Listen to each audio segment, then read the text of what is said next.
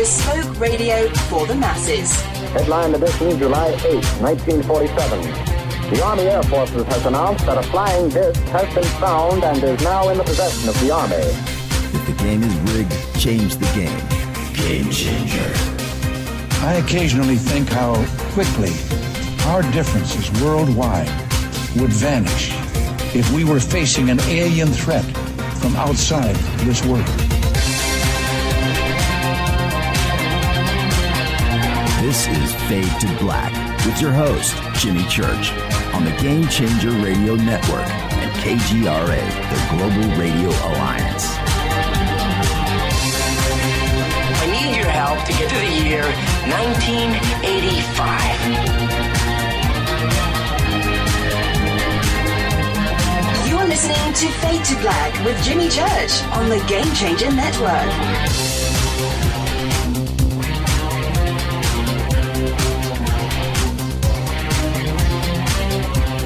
Good evening.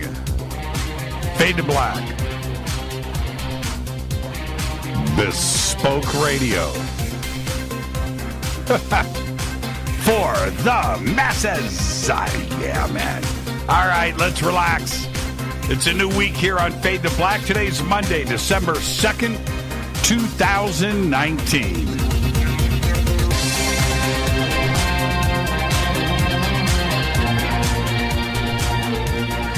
336 days into the new year, just 29 days left.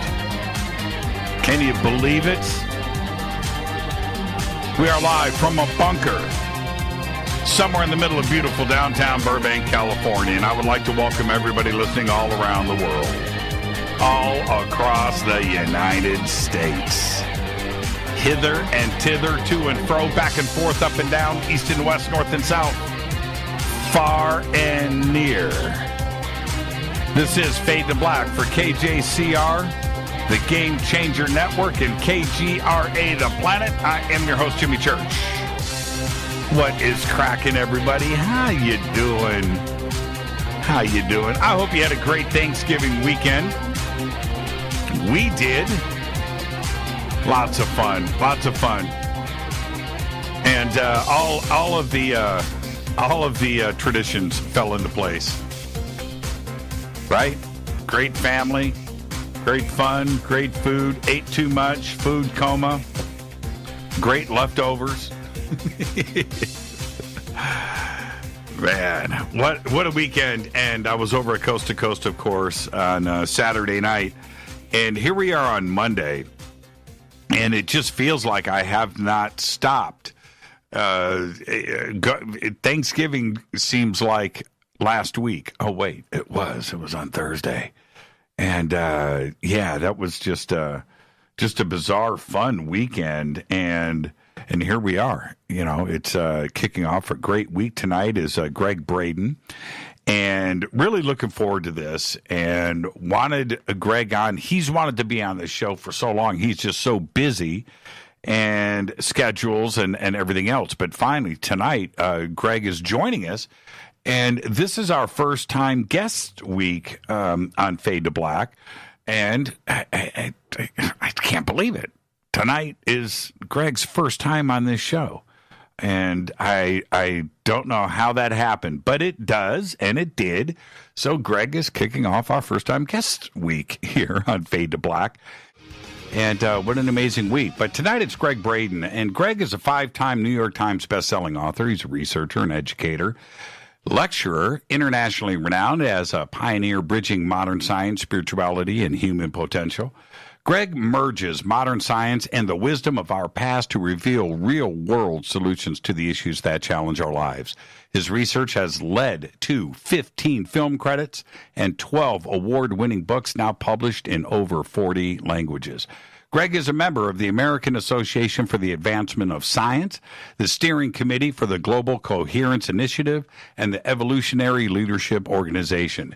He has presented in over 30 countries. He has been invited to speak at the United Nations, Fortune 500 companies, and, of course, the United States military. The United Kingdom's Watkins Journal lists Gregg as one of the top 100 of the world's most spiritually influential living people. There's a tongue twister. For the 6th consecutive year. And he's also a 2020 nominee for the Templeton Award. I would like to welcome for the first time to Fade to Black, Gregg Braden. Greg, I ran out of air. Good evening. Hey, good evening, Jimmy. It's great to hear your voice. I am so thrilled to be with you and our live listening audience tonight. Thank you for that great introduction. Yeah, and the great music that led to the great introduction, by the way. Yeah, thank you for that. And I really appreciate it. And you know what? Before we get things started, Greg, this is our first time guest week, and I don't know why you are in that category, but it's taken us this long to finally get you on the show.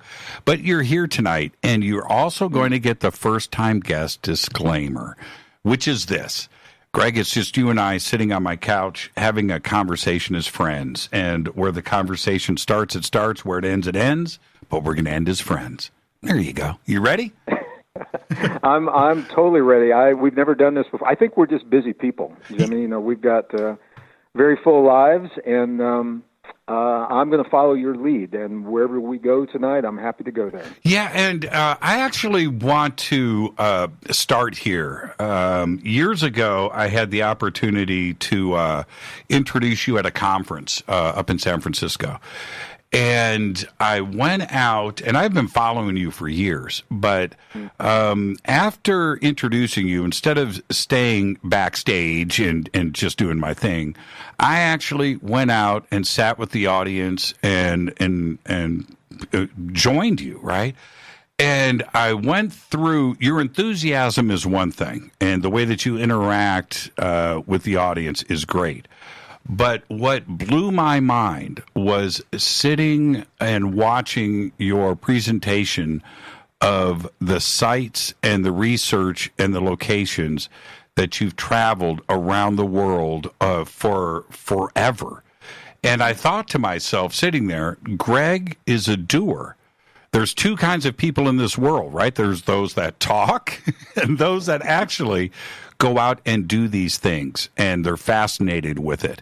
What came first for you? Was it the spiritual side of things, or was it chasing the science? Well, first, thank you. I remember that introduction. I know precisely what conference that was for, and I did not know that you were in my audience. So thank you for being part of that audience. You know, this is probably the hardest thing for a scientist to talk about is their own lives. It's easy to talk about the discoveries and the research. So because this is our first time and we're on your couch in your living room, I'll just share with you, I come from a very dysfunctional family, abusive, alcoholic family. I was born and raised in a rural area of northern Missouri in this Midwest of this big, beautiful country of ours. And at an early age, Jimmy, I was looking for refuge from my conditions, and I found refuge in two places. This is in the 1960s, so it was obviously in the music at the time and in the science of the time. The 60s was a really happening time, and in terms of science, we had manned space missions that were happening, and satellites, and science was really honored and really respected. In a way that you don't see so much today, at least in mainstream. So those two areas of interest quickly became my sources of refuge, and I left home at the age of 14. I was a musician.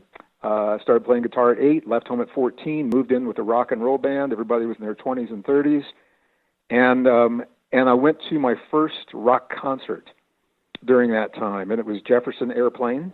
Yeah, man. And for our listeners, anybody who's listening, I'll tell you exactly where it was. It was Memorial Hall in Kansas City, Kansas. Wow. And I saw this band move the souls of 30,000 people in that relatively small arena, and that was important to me. And not long after that, I had the opportunity to go to the Royals Stadium, Kansas City Royals Stadium at that time. It was Kansas City Athletics at that time. And I saw a man speak. He wasn't with a band. He just spoke. His name was Billy Graham. And it wasn't so much about his message for me, but what I saw was he moved the souls of 70,000 people And the difference between that concert and what I saw at Billy Graham was this. At the end of the concert, people left and everybody was good, but they needed something more to give them the feeling that they had during the concert. They need to go out and buy the album, or at that time there was 8-track tapes, and they needed that. When I left that Billy Graham show, those people didn't need anything because the words that he had spoken changed something inside of them, and they began to look at themselves and their world differently. And I knew at that moment, I said I wasn't sure what I would do, but I think we get one shot at contributing to this world to make it a better place. And I knew that I would either do it through music or through science. And I knew that words would become a very powerful part of that. So that was a little background, and I became a scientist. I'm a degreed geologist with a strong background in geophysics, molecular biology, life sciences, computer science. And those sciences, Jimmy, have given me the opportunity to stay abreast with the new discoveries that are published in these really obscure journals that very few people get to see in pretty technical language. But to stay abreast with the discoveries that have the potential to change our lives, to make this world such a better place, and to help us to become the best version of ourselves, on the one hand, and on the other hand, early in my life, as you mentioned, I was drawn, there's a whole story about how it happened, but I was drawn to leave America and began a search that started in Egypt. 1986, it led me into Peru in 89 during a revolution. I was part of a revolution down there that eventually led me into Tibet and Nepal and India, and all through the American Desert Southwest and Australia.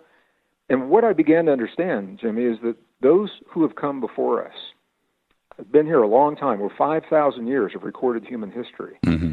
They didn't know science, but they understood us and our relationship to the world. And what I began to find is that ultimately what we call spirituality is just that. I'm going to make a distinction between religion and spirituality. Spirituality is the understanding of the human relationship that we have with ourselves, with our own bodies, with other people, with the earth, with our past, and with our future. The religions came along later and wrapped the rules and the dogma around those very, very basic understandings. Right. So I decided to cut through the religion, forget the religion, go right to the core. What did these people know that we've either forgotten, or what did they know that our own science is only beginning to understand? And what I found is that the language of science is the contemporary language for the mystical that was described in so many of these, and still is, in some of these ancient and indigenous traditions. And my feeling, my one shot in my lifetime to contribute and make this world a better place, and for me to become the best person I can be, is to cross those traditional boundaries that have separated science, the sciences, geology and chemistry and biology and physics. We put them in boxes, but nature doesn't know anything about those boxes. That's not the way the world works. And the sciences that have largely discounted the wisdom of our ancestors, to cross the traditional boundaries and marry these two great ways of knowing into a form of wisdom that gives us the evolutionary edge so that we succeed in this great transition that's sweeping the earth right now, where past cycles of civilization appear to have failed. So I know there's a lot in there. We can unpack that as we go through the evening, but for me, it was less of a quantum leap. It wasn't like a big aha. It was more of a logical progression as I began to follow the science, and I understood what the science was saying. At the same time, I was studying and experiencing these ancient indigenous traditions, and I said, they're saying the same thing in a very different language, and they're talking about things that we're only beginning to understand in the 20th century. How did they know this stuff? And what is it that we can learn from them today? So each book, I got to tell you, Jim, it's funny. I was doing a radio program not long ago. It's what I call one of the hostile interviews. We get those every once in a while. Right. And the interviewer came on, and he didn't read a bio or any kind of a greeting or a welcome. It wasn't like, "Hi, Greg, welcome to the program." First thing he said to me when he came on, he said, he said, Braden, why can't you stick with one topic like everybody else? He said, man, you are all over the map. He said, you talking about genetics or the magnetic fields of the earth or cycles of time or ancient civilization? He said, for God's sake, just stick with one topic. And I was taken a little aback. I wasn't prepared for that. And I thought about it, and I said, I do cover a lot of topics. I said, but if you look closely, every book I've ever written and each topic that you've just mentioned, they represent one facet of the human experience, of our experience in this lifetime. So in a very real sense, I have stayed with one topic. It just happens to be a big topic. And he said, okay, let's go to station break. And I never heard from him again. So, so that was that. But so if you look at the breadth of the work that I've offered to date, and I'm not finished, there's a lot more coming, that's precisely what I've done. I've explored one facet of our experience in depth in each of those books, and those are the books that you mentioned at the beginning of the program that are out there now. So I wanted to ask you about when you're going through the education side of things, and you're dealing with the possibility of professors and instructors that are closed-minded, especially to things that are outside of the box. They want to stick to the rules, which is fine. But was there a moment where you were, looking at both sides of the coin here, where you went, okay, hold on, wait a minute, this needs to stop. I don't really trust what I'm being taught here. There's something else going on. Absolutely. And what you're describing not only has happened to me, it's happened to many of my friends and colleagues. Dr. Bruce Lipton, evolutionary biologist, was teaching medical students, and he was not allowed to share with his students the results of the experiments and the research that he was required to perform. Joe Dispenza, healthcare practitioner, chiropractor, began to understand that the human body, there's so much more to the human body than he'd been led to believe. And the three of us are friends and colleagues. We work together frequently now, but independently, before we knew one another, we all made the same choice to leave our respective professions. I could have stayed in the corporations as a scientist. I had a very good career. My last career was with Cisco Systems. I was their first tech ops manager in Palo Alto, California. Bruce was teaching at Stanford. Joe had his own practice. We could have stayed in those careers, written white papers about our discoveries that would be buried in academia. And we all made the choice, and others have as well. I'm just giving three examples. I'm not speaking for those men. I'm just sharing that we've had common experiences. Each of us, in our own way, made the choice to leave those respective professions, to take the discoveries, peer-reviewed science. These aren't our hypotheses necessarily or our theories. This is rock-solid science that simply is not being shared in the mainstream classrooms, textbooks. It's not being shared even in mainstream documentaries, and take this information directly to the people, because that's how you bring about change. And to be honest, the speed of the change that we're seeing in the world today, we really don't have the time to take a peer-reviewed paper and run it through 6 or 8 years of a peer-reviewed cycle and have it published in some obscure journal. So, we can still do that, and we write and we contribute where we can. But I did recognize pretty early on that what we're being taught in mainstream science is a subset of a much deeper, a much more all-embracing science that has the potential to free humankind from the bonds and the shackles of the suffering that have been the hallmark for 5,000 years of human history, including war. I believe that we have the ability to raise the standard of living for people in the world that, in a way that makes scarcity of resources obsolete because of the abundance of the resources available to us when it comes to these advanced technologies. We see evidence of it in ancient traditions, and the new science is leading us to these understandings in the world around us, Jimmy, but where I'm really focused right now is the world within us. Because what I've also come to understand is the more we know, the better we understand ourselves, the less we fear, one another unless we fear change in the world. And the human body, our origin, our potential, the extraordinary capacities that we have are simply not shared in the mainstream. And these are the things that I'm really passionate about talking about right now. For reasons that I know that we'll get into, technology is actually infringing upon our very humanness right now. We're on the verge of giving our humanness away before we even know what it means to be fully human. So when we marry all of these things together, we're on this the horizon of this, just the threshold of the unleashing of powerful internal and external technology that changes everything when it comes to the way we think of ourselves and the way we solve our problems. Do you find that the way that science, and I'm talking about physics and quantum physics and cosmology, biology, science is moving at such a rapid clip right now, and it is forcing them into areas of consciousness and spirituality that they're not going to be able to avoid, that they're going to continue to overlap, and we will have those answers about what makes us and the soul and consciousness. It is. Two things are happening simultaneously. On the one hand, science largely has been hijacked in the modern world, in the Western world, by competing interests.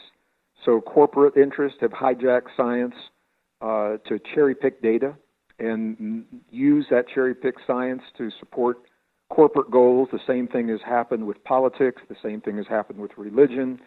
Same thing has happened with academia. So science can only serve us, Jimmy, if we keep it honest. And science is designed to be constantly updated as new discoveries come to light. And what we find right now is we're living in a world where the academics want static science. There's a story. There's a battle. There's a battle unfolding in our world. It's happening. It's playing out before your eyes and my eyes and the eyes of the Western world. There's a battle playing out to maintain what's called the standard model. And that is the story of how the universe began and how humans began and what our potential is really all about. And there is an old way of thinking that's a very limiting way of thinking. And that limited thinking is a static model.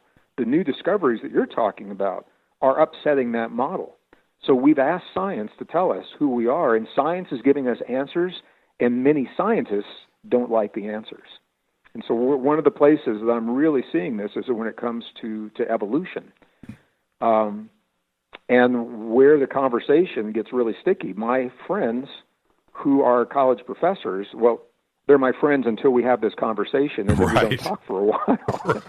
Because the new discoveries are overturning 150 years of thinking when it comes to us, where we came from, how we originated, what our potential is. And I know we'll get into this as we go through our evening.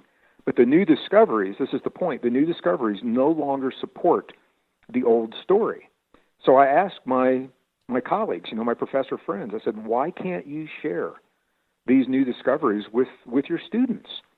And they tell me three things. First, they say, Greg, if I share the new discoveries, they say it will invalidate my 40-year career of what I've been teaching my students. And I said, no. I said, science is designed to be updated. It would show your students how relevant science continues to be in their lives. And then he said, think how much money it would cost, to change all the textbooks. And I said, man, you're a dinosaur. Your students, they're learning online. I said, you change it on the server, and it's changed everywhere. And he said, well, I'd have to change all my class notes. He said, I've got 40 years of class notes, and I'd have to change all this. And I said, that's what they're paying you for, And so here's what I'm hearing. My professor friends are saying the new science is so revolutionary, I'm going to let the new professors, the new guard, I'm going to leave it to them to figure out how to teach this. I'm going to stick with the old story until I retire in a couple of years.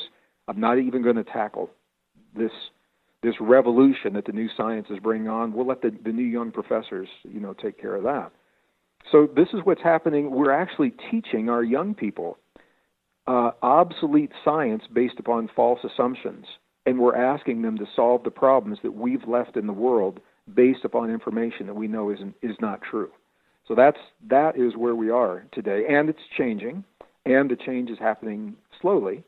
And as we travel the world, myself and some of my colleagues that I've spoken with, I'll just be very honest. When we leave the borders of this big, beautiful country that I love so much, we leave the safety and the borders of America, there's an openness beyond America that is so much greater to receive and accept and apply this information. America is open, but they're not nearly as open as we see people in Europe, South America, Australia, and Middle East. It's just amazing, this revolution in thought that is sweeping the earth so fast, Jimmy. And a lot of people just don't realize how fast it's actually happening. Yeah, I couldn't agree with you more on so many different points here, and we'll come back after the break. But I want to circle back to your comment about tech starting to replace our evolution, right? Our own growth. And I saw this is a couple of years ago, and it's like burned into my retina, Greg. I saw this picture. It's in a museum. It's in an art museum. And in the background, you see this ginormous, like 10-foot by 10-foot classic Renaissance painting. Beautiful, right? Just gorgeous. In front of it is a couch with 5 little girls sitting there staring at their cell phones. Right? It's like, what is going on? And I just looked, and it was astonishing to me. It was very prophetic, but it goes beyond that. So we can begin this conversation now. We can pick it up on the other side of the hour. Sure. There's technology. It's happening so quickly that technology is being introduced to replace human biology, and I'm talking about even replace neurons so quickly. And I'll give an example of this here in just a moment. But the key is when we replace our biology with wires and circuits, that biology begins to atrophy within our bodies. And when it happens in one generation, it can be fun to accept these new technologies. But pretty soon, just like there was a generation where cell phones was an option, now, we hardly know anyone that doesn't have a cell phone. It's a way of life. And there's an entire generation of young people that only know communication through digital communication, through their handheld device. A couple of years ago, Elon Musk, I think all of our listeners know who he is here, developer of PayPal and Tesla and SpaceX, and a brilliant man, visionary, innovator, wealthy, has got a big vision, and he's pushing the boundaries of technology. And I'm not saying it's right, wrong, good, or bad, but I'm saying that it is opening our eyes to the morality of the role that we want technology to play in our lives. So here's a perfect example. He just took a company public called Neuralink. This happened last year, but it actually made the news mid-year this year. And it's the first interface actually implanted. It's a chip implanted into the human brain. So neurons are actually linked into ports on this chip in the human brain to link the human brain directly to the hard drive of a computer with wireless technology. So, young people, when they hear that, they say, oh, sweet, man, I can play my games, right, without using any wires. Here's the deal. We are such technologically, biologically sophisticated beings. We have neurons that already perform that function that we are not even told about and we don't even use. And what the science is showing is, from other technologies, is when humans begin to rely on something other than their own biology to perform even reproduction. This is actually something that's happened in some parts of Asia, where the human reproduction is being replaced by other forms of reproduction. And what they're finding is the fertility rates have dropped, the sperm counts have dropped, the number of mortalities now exceeds the number of live births. And they're attributing this to the role that technology is playing in our lives. We begin to replace human neurons with chips one generation, it's kind of a cool thing to do, but pretty soon that's all we know. And we begin to lose that aspect of our humanness. And again, I'm not saying it's right or wrong or good or bad, but at least know who we are, know what that potential is before we make the choice to give it away. Yeah, it only takes one generation. That's it. It does. It's altered immediately. Let's take our break right here, Greg. Our guest tonight is Gregg Braden. This is Fade to Black. I'm your host, Jimmy Church, on the Game Changer Network and KGRA The Planet. You can follow me on Twitter at JChurchRadio, and you can follow Greg on Twitter at Gregg Braden, Greg with 2 G's, and the links are right up in Twitter in our feed. We'll be right back after this short break. Stay with us.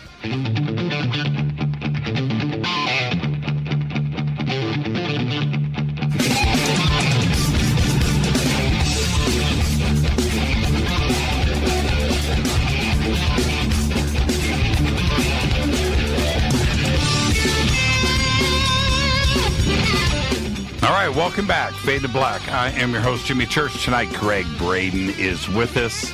I want to remind everybody of the scheduling changes this week. Tomorrow night is Fader Night, open lines.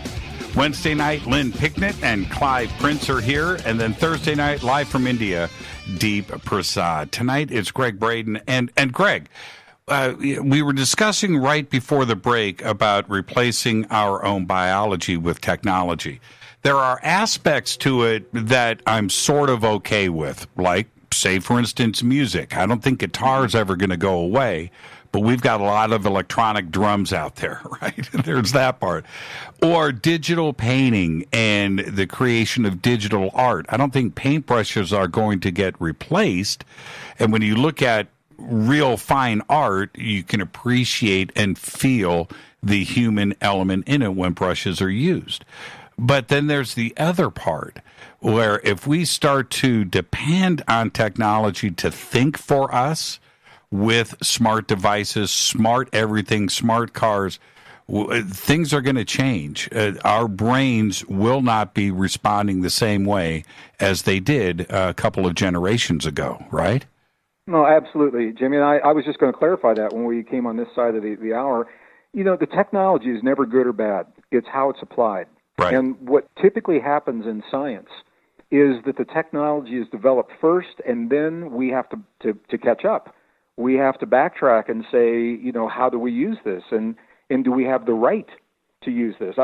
I've been in the scientific community for most of my adult life, and one of the things, the ongoing battle that you will always hear between scientists at the water cooler or over the coffee machine or, you know, in the bar after work or in the laboratory, it's the same one. There's one school of thinking, one camp, that says because we have developed this technology, because we've done it, it gives us the right to apply this in our lives. If we were never meant to have it, we never would have developed it. That's one way of thinking. Another way of thinking is just because we can does not necessarily mean that we should apply this in our lives. It's like, you know, you might have a Ferrari. I was just with a friend in Zurich, Switzerland, who's got a Maserati, and the speedometer clocks it much higher than, you know, they really want you to drive on the freeway. So just because you can doesn't necessarily mean that you should. So I'm going to give you a perfect example of this. Up until a few years ago, the idea of gene editing was pretty much science fiction, you know, on any kind of a large scale. A few years ago, technology was developed, and I'm sure you've got a very sophisticated audience here, and I'm sure they're familiar with this, called CRISPR. Mm-hmm. So just the way that we edit words with a word editor on the computer, you can bring up a strand of DNA and delete and add and splice genes with an editor the same way. So we've had this for a while, and, you know, scientists have been using it with worms and flies and, you know, certain kinds of crops and things like that. Last year, 2018, all of a sudden, completely unexpected, a Chinese scientist announced that the first set of twins had been born as the result of gene editing. And the scientific community came down on him like a ton of bricks, and they said, wait a minute, you know, we never agreed that we were going to use this, you know, for real. We're talking about developing it and what the potential is, you know, and he was of the thinking, hey, you know, if we weren't meant to use it, we wouldn't have it. So now the science has to catch up, and there's a huge scientific debate over how we edit the DNA of unborn children. Who is it that makes the choice of what's a desirable trait and what's not? And how do they filter that through their history of, their experience? And do we make all children have the same intelligence, IQ, or, intelligence quotient, or do they all have the same color of hair, or what's an undesirable color of hair that we want to take out? And science is really struggling with this right now, and this is an example of where the technology has advanced before the morality. Do we have to Do we have to have DNA police, right? Like DNA courts? Well, This is where the next part of our conversation comes in. My personal feeling, and I'll be very clear with you sitting here on your couch and anybody that might be listening. I'll separate the peer-reviewed science from my personal feeling. The research that I've done, the science that I've seen in this, over 60 years of my life now, there are some things I really think that we shouldn't be messing with because of the way they were created, and human DNA is part of that. One of the paradigm-shattering discoveries. I mean, this is just blowing the doors. It's like an earthquake shaking the foundations of the life sciences and biology, is that evolution, as we have been led to understand it, is not our story. Now, I want to be really clear about what I'm saying here. I'm a geologist, and I've seen evidence of evolution in the fossil. Evolution's a fact. I've seen it in the fossil record for many plants, many insects, many forms of life. The story of evolution breaks down when it comes to humans.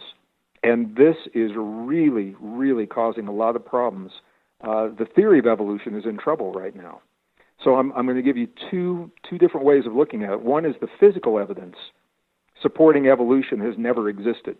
If you look at one of those evolutionary family trees you see on, the PBS or the Nova Special or in the Smithsonian Magazine, you see a skull of a modern human at the top, and then you see all the branches of this tree connecting it to all these other forms of life. And if you look closely, those branches typically are either broken lines or the legend tells you that they are what are called inferred or speculative relationships. They are believed to exist, although no physical evidence has ever been found linking us to those other forms of life. Physical evidence. Now, that theory was proposed in 1859, and from the time it was proposed, a lot of scientists had a problem with the theory. So we've known this, and if that is all there was, I probably wouldn't even be having this conversation with you. But the new discoveries now that are changing everything go beyond the physical evidence, Jimmy. Now we're looking at DNA. So I think some of our listeners probably remember there was a movie, Jurassic Park, the first Jurassic Park. Came out a few years ago, where it was science fiction at the time, where DNA was extracted from the fossilized remains of ancient forms of life. And in the movie, that DNA was reconstituted. It was brought back to life.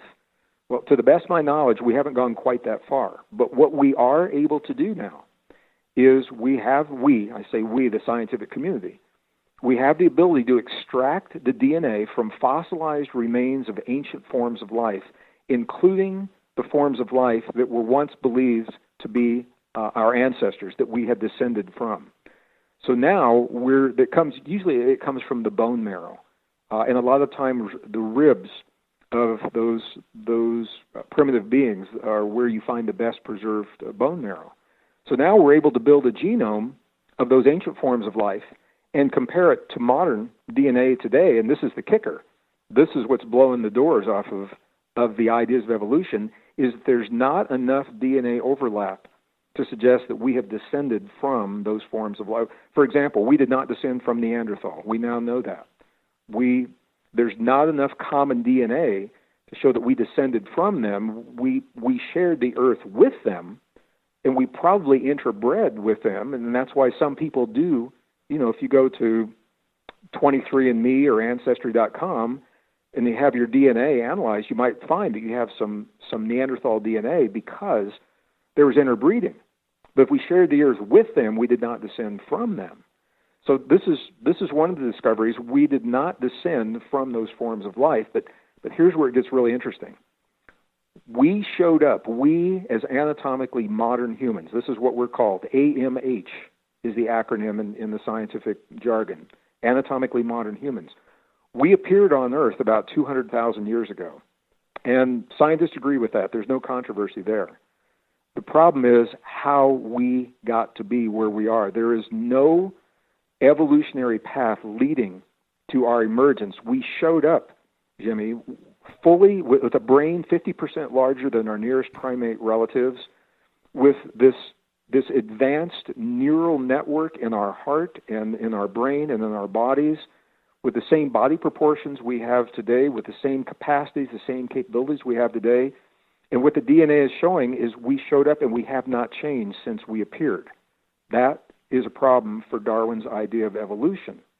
When we start looking at the specific chromosomes that give us our uniqueness as humans, this is where it just goes right off the charts. Because we're looking at mutations in the human genome that could not have happened through evolutionary processes. And the scientists say that in the Proceedings for National Academy of Sciences, for example, on the volume Genetics, talking about human chromosome number 2. Chromosome 2 gives us our larger brain. It gives us our capacities for empathy, sympathy, emotion, self-regulation, compassion, all those things that make us human. That chromosome is a result of a fusion, Jimmy. It's a fusion of two pre-existing chromosomes that, after the fusion happened, the DNA was tweaked. Genes were removed, genes were added, and all of this didn't make any sense to us until we saw the CRISPR technology within the last few years. It looks like a CRISPR-type event, except it happened over 200,000 years ago. And others, chromosome 7. Hey, you're going to love this. You're a musician. I didn't know this. I'm a musician. So as a musician, have you ever wondered why chimpanzees that share 98% of our DNA can't sing? You ever wonder? Well, you're never going to see a chimpanzee sing Stairway to Heaven, right?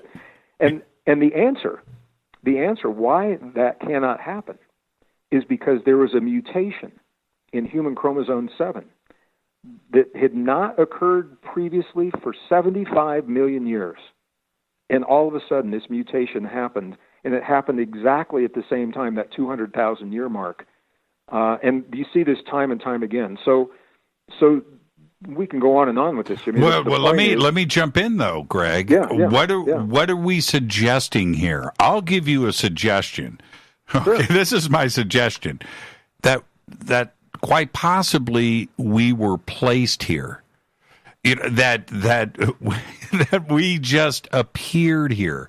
How that happened, I don't know. I don't know if it's off-world, if it's somebody visited here and did some CRISPR work 200,000 years ago, but I can tell you what it wasn't.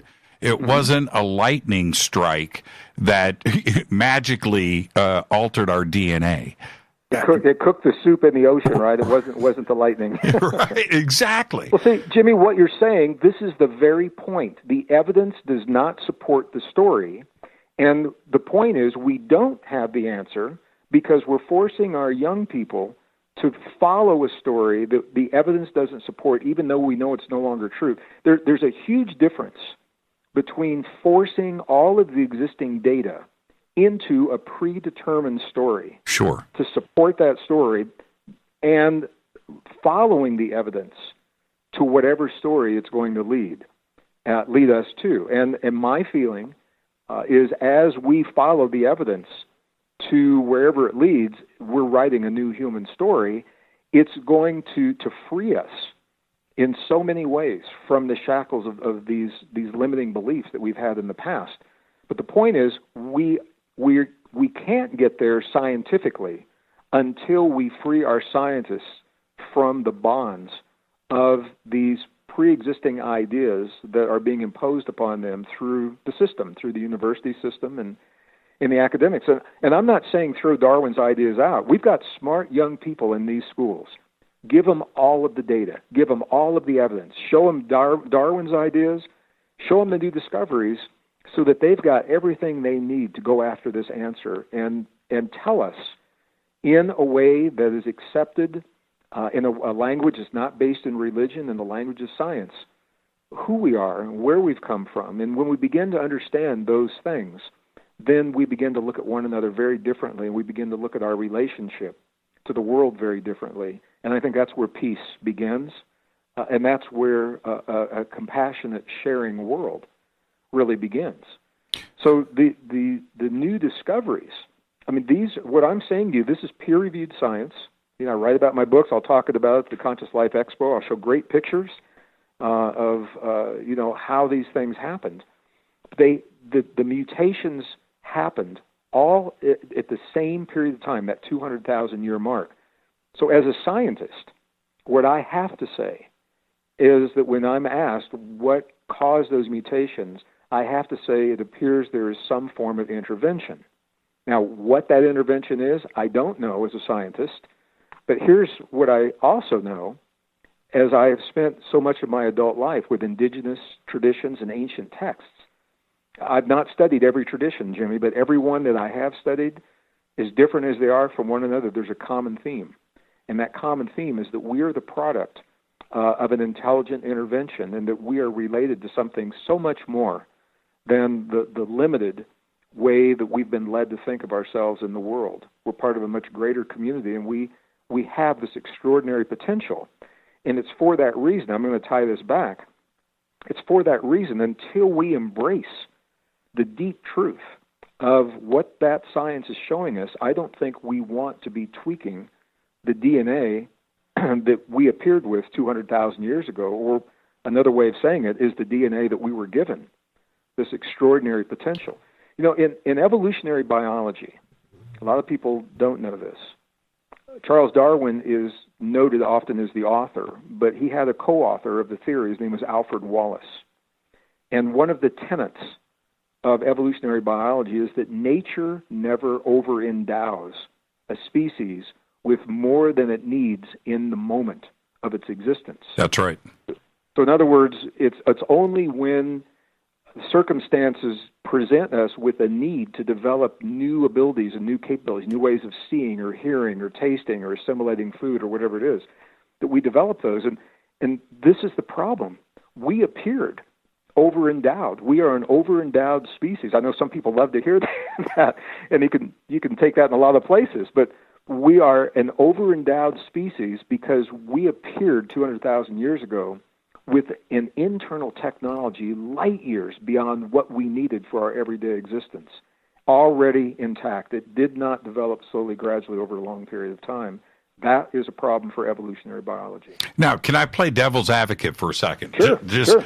I love that. I'm your guy. I'm one of your fellow educators sitting across the table as you say this, and I lean forward and I say, "What do you mean intelligent intervention? What are you really trying to say here?" I want you to be clear. You know what I mean? Yeah. That was what I would say to that educator. I would say, you just hit the nail on the head. I don't know, and neither do you, educator. And we don't know as a society because we've not allowed ourselves to answer this question to the fullest extent. We're running the other way, discounting the evidence. When I say intelligent intervention, our own scientists, peer-reviewed science, there is an organization, the Proceedings National Academy of Sciences. This is a peer-reviewed publication. When they began writing about human chromosome 2, they were the first that said this fusion and the tweaking that happened after the fusion occurred that gives us our uniqueness could not be the product of evolutionary processes. Something happened that evolution cannot explain. So this is where there's two ways of thinking of this. I have colleagues that say we've got to answer the question. We have to know who we are before we know what our potential is. And I'm taking the other path, Jimmy. What I'm saying is let's develop the fullest extent of our extraordinary potential, these extraordinary capabilities that we all have of super supercognition, superperception, super immune response, super longevity, the ability to access deep states of intuition on demand, to heal our bodies quickly than science has been led to believe. And we do all this. I've read about in my books, do it in our workshops, do it to my colleagues, by embracing the deep truth of who we are. I think that will lead us to understand our relationship to who or whatever it is that is responsible for us being here. It's a very, very different way of thinking. Yeah, and I want to continue this after the break, but I want to ask you this before the break. Did the technology movement that happened at an extraordinarily fast rate back in 1995 until today, it is completely out of our control now. It's too much, too fast, and it is causing changes on this planet with consciousness, with the infighting, the divisiveness, the complexity of things. Was it too much, too fast for us to handle? In my opinion, I don't think so. And the reason I say that relates to something that we have not yet talked about tonight. But as a scientist, I'm a systems thinker, and I'm also process-oriented. And when I look at systems, I look at the history of our planet in terms of systems and cycles. And I look at the history of life and human civilization and human emergence in terms of cycles. And when you step back and you look at the big picture, Jimmy, what you find, it's a very different story than what we've been led to believe. When I was in school back in the 50s, 60s, early 70s, I was taught that civilization began in a primitive state, and it was a linear growth up to this pinnacle that we find today. The problem is the archaeology doesn't support that linear model. What the archaeology says is that we are the product of cycles of civilization. And those cycles are largely driven by cosmic cycles that affect everything from climate to sea levels to consciousness. So when I look at what has happened within the context of those cycles, what I say is we are right on. It's an evolutionary acceleration, and the technology had to happen quickly to push us to understand our relationship to that technology within where we are in the cycle. So I know that's a lot to unpack, and when we come back from our break, we can talk about that in more detail. How do we slow it down, though? That's the thing, so we can fully understand how it's affecting us. Is there a way to pump the brakes and take a breath? In terms of the technology? Yes. I don't think so. It's kind of like the genie's out of the bottle. Right. What has happened is the traditional boundaries between the sciences are collapsing.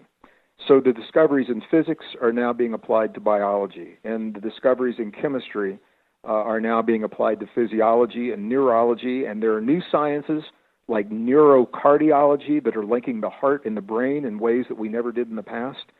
So I think the breakdown of the boundaries between the technologies is leading us to a wisdom that is greater than in its totality than what we have done with the compartmentalized wisdom of the past. I'm just going to give a quick example. That's the best way to describe this.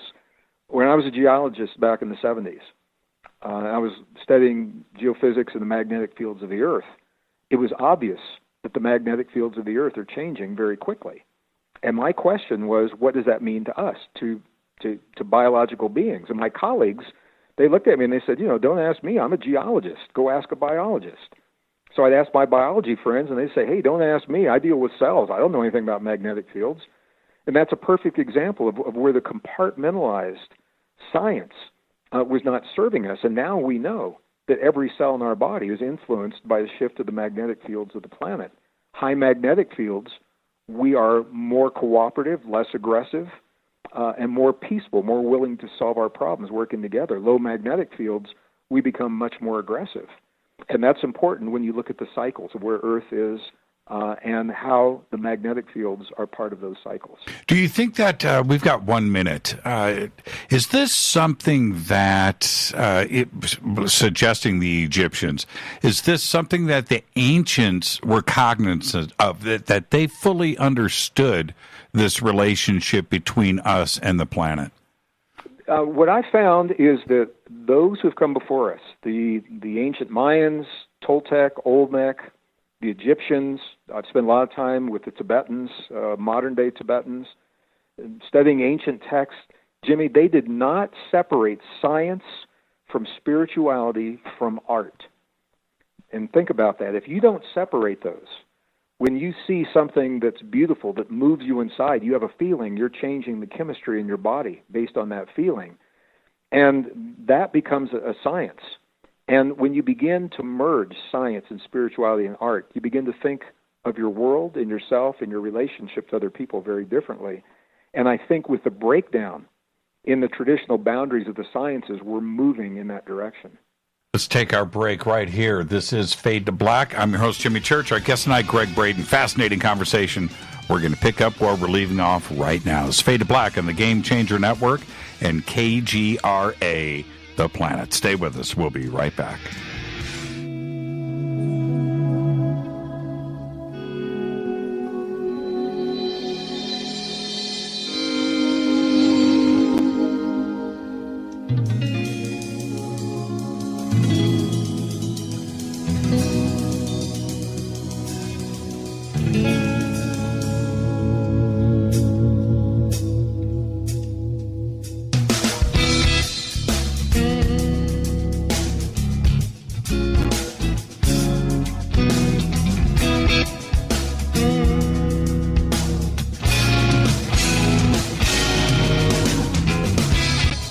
Welcome back. Fade to Black. I'm your host, Jimmy Church. Our guest tonight, Gregg Braden. And you can follow me on Twitter at JChurchRadio. The conversation's going down. Hashtag F2B in the sandbox. We're going to go through a few thousand tweets tonight during the show. Get Gregg involved at Gregg Braden right there on Twitter. Gregg, going back to, let's circle back for a second. Oh, by the way, I was just listening to the commercial for the Conscious Life Expo. And that Ancient Secrets panel, I might have an empty seat if you're going to be there Friday night.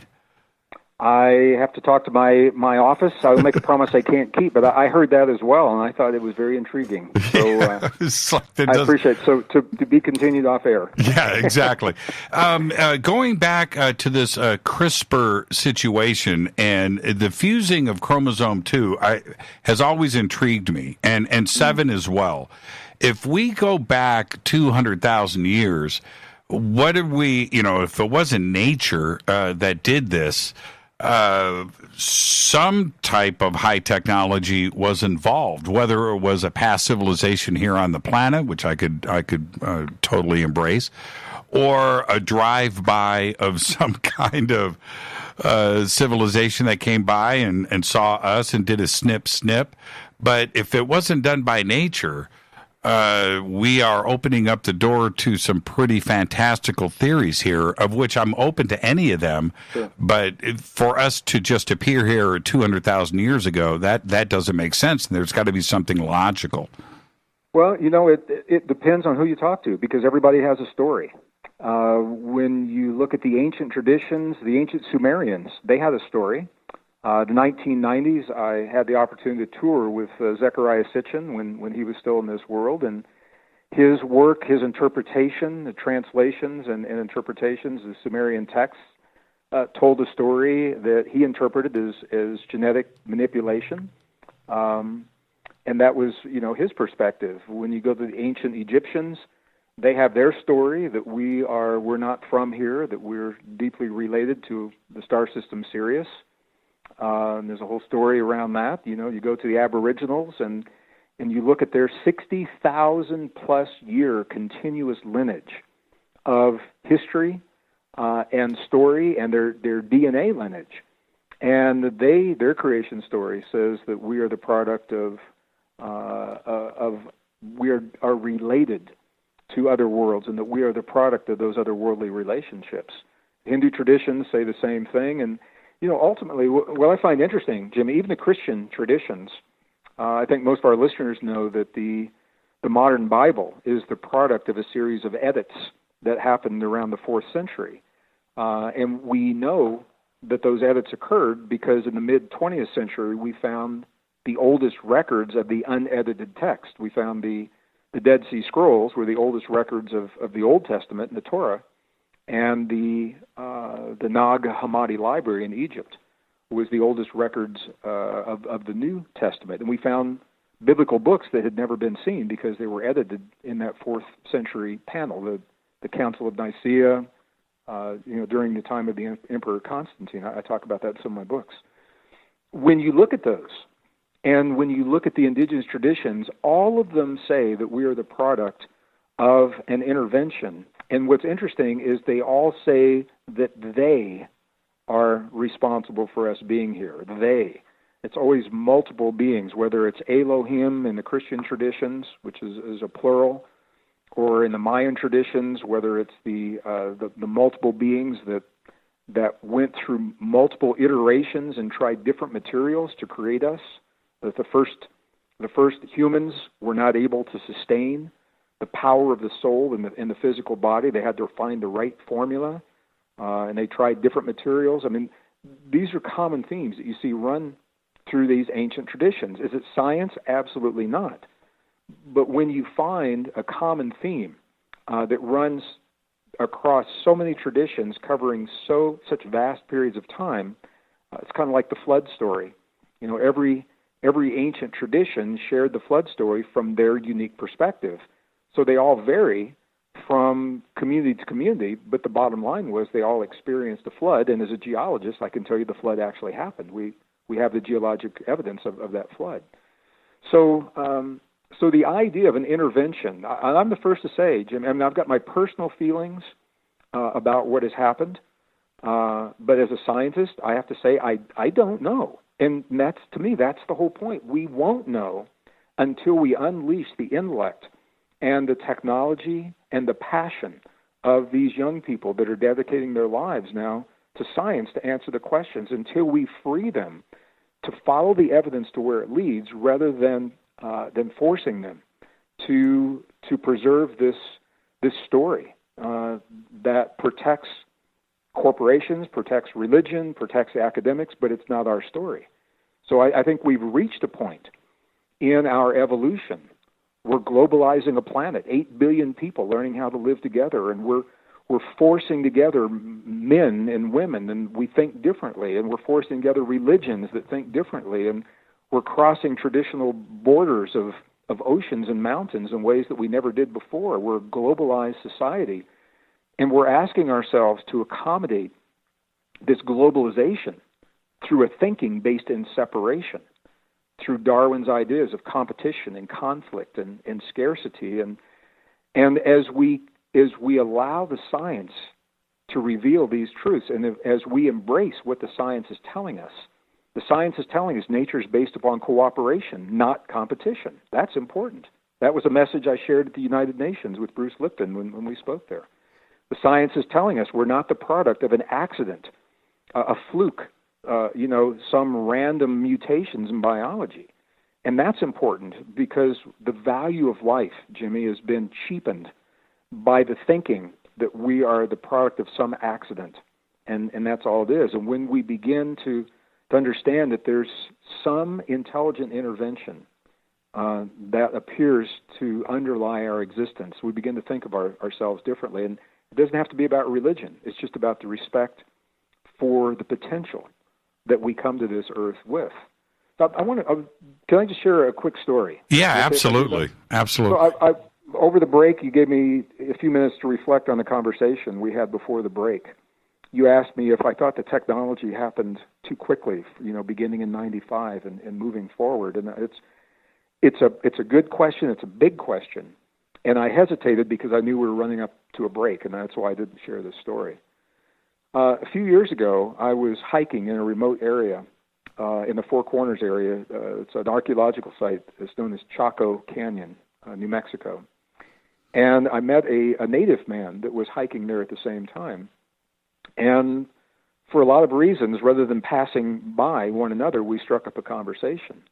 And he began to tell me a story, and I think his story has direct relevance on what we're talking about here. He said, Gregg, a long time ago, he said, the people of the earth lived very differently than they do today. They were close to the earth, and they remembered who they were. He said, but then something happened, and nobody knows exactly what that something was. He said, but the people of the earth began to forget who they are, their relationship to the earth and to the cosmos and to themselves. And they so longed for that connection, even though they didn't know what it was. They felt empty inside. He said they so longed for that connection that they began to build outside of their bodies the machines that actually mimic the potential, the capabilities that they have inside of their bodies. And he said, we live in that world today. He said, we live in a world where we're building the machines and the devices that reflect what we already do in the cells of our body. And he said, we'll continue to clutter our world with more and more technology, and our lives will become more and more cluttered until we realize that what we are building is us. And then we'll let that technology go in the outer world because we will become more sophisticated technologically inside. Is he referencing a form of entropy? You know, that we've got to. I think it could be. You know, I worked during the 80s, during the Cold War years. I worked in the defense industry and the aerospace industry as a software developer. Projects. One of them was called SDI, Star Wars Defense Initiative, and I've seen tremendously sophisticated technology. Is the reason I'm sharing this. And as sophisticated as it is, Jimmy, I've never seen anything built outside of us that we don't already do from within. You know, every cell in our body is essentially an electrical circuit. We've got capacitors, we've got resistors. We receive photons of light. We emit photons of light. We store information. We retrieve information. We release information. And the internet that we're building reflects the way that we share information on a quantum level. And the computers that we've built and the way we store information in computers is reflecting the way information is stored in ourselves. So when I recognize that, and I think back to what my native friend said to me, and then your question, you asked, Gregg, do you think it happened too fast? There's a school of thought, Jimmy, that our creations, the things that we create, our music, our film, our video, our books, our sculpture, our art, are more than diversions. That the things that we create around us are consciousness informing us of what we need to know about ourselves in a certain period of time. And from that perspective, when we look at this explosion of technology, I can't help but think maybe this is us asking ourselves to remember who we are and this extraordinary potential that we have so that we don't destroy ourselves in the absence of the knowledge, that we embrace this technology and learn what it means. And again, I said this earlier, the better we know ourselves, the less we fear. And when we're not afraid of the unknown, that's when we can freely love. We can love the planet. We can love one another. We have the passion to make the world a better place rather than fighting for survival and trying to have enough because we believe we live in this world of scarcity. So I think all this, you know, it's a big conversation, and I think it all plays out together. But, you know, it's interesting. If we think about our creations as something more than just diversions, if we say, okay, every movie that's made and the music that's out there, and I'm still a musician, and I'm fascinated by what's happening with music today, and the art and the music and the books, if all of those things are us asking ourselves to remember something about ourselves, what would those somethings be?